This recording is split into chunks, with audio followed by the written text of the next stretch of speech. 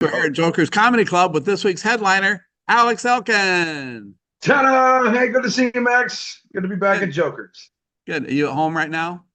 I just got home, flew in last night from Mexico, and just been out on ships doing stand-up comedy. So I'm getting my land legs back.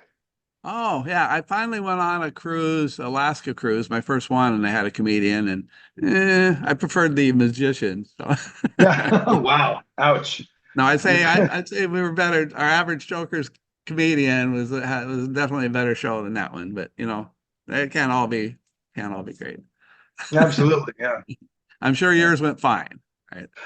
Mine were great. A lot of people confuse me for magician as well because I can usually make an audience disappear. But So, yeah. how do you get started in comedy anyway, Alex? Let's learn a little bit about you for the folks coming out to the show this week. How to get started in I don't know. I mean, without stroking my ego and making myself sound, too hot. I've just been funny. I've just always thought funny.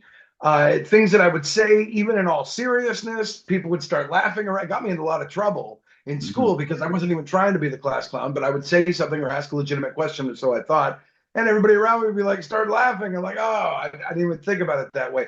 So, I mean, I feel like I if I didn't do something in comedy, well, I'd be wasting it. What the hell else would I do? So I wanted to do this since I was 4 years old. I went to this Friday night services, which is like Jewish church, and it's customary for the first male born to drink the sacramental wine, take a sip of the wine. And I was 4 years old, and I took a sip of this wine, and I made a big to do out of it because it was gross. Mhm. And I was hamming it up, and the congregation loved it. The rabbi was falling over himself laughing. And that feeling I got, I didn't know what it was at the time, but I wanted that. Whatever that was, I wanted that. And so I've been chasing it ever since. And I came to find out that it's stand-up comedy. They didn't tell me it's an 80-20 blend of misery slash that fulfillment, but I'm enjoying the ride. Yeah, 20% is pretty good, though. It is pretty good. I mean, you get a good It laugh, is. and It is. people are Yeah. happy, and they come and thank you afterwards, and that's And all. now doing comedy on cruise ships, it's almost come full circle because really this business is like an iceberg, because the small little tip of that you see when I get to be on stage, that's the great part. Right.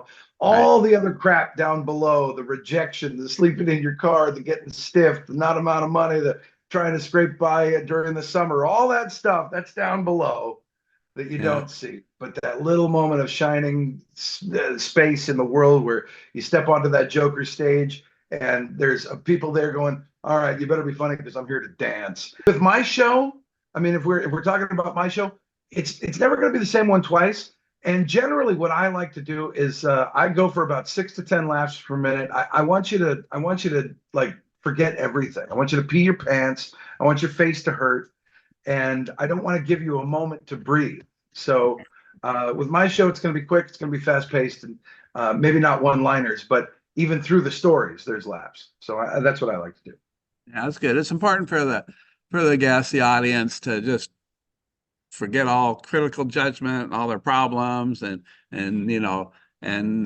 relax and not be analyzing the background or anything like that. Just go with the flow and have fun. Yeah, and a lot of people come to the show and they're afraid to sit up front because they're worried that the comic's gonna pick on them or something. And don't worry about that. I'm not like that. Now, if you start talking out of turn, we're gonna have some problems, but I'm gonna Right. handle it gracefully, and it's gonna be really great for me and the rest of the audience. Maybe not for you, but uh, don't be afraid to come up and sit up front. It's not like the Shamu show. You're not gonna get wet. It's Or Gallagher. unless you've got a Hagrid fetish, ladies. But it's going to be a fun time, and I just nobody comes to the comedy show going, "Gee, I wonder what the guy in the front row does for a living," or "I wonder how long that couple's been together." So it's not going to be a bunch of "Hey, what do you do for a living, buddy?" So don't worry about that. Don't worry about getting picked on. Just come out to the comedy show. It's good old school,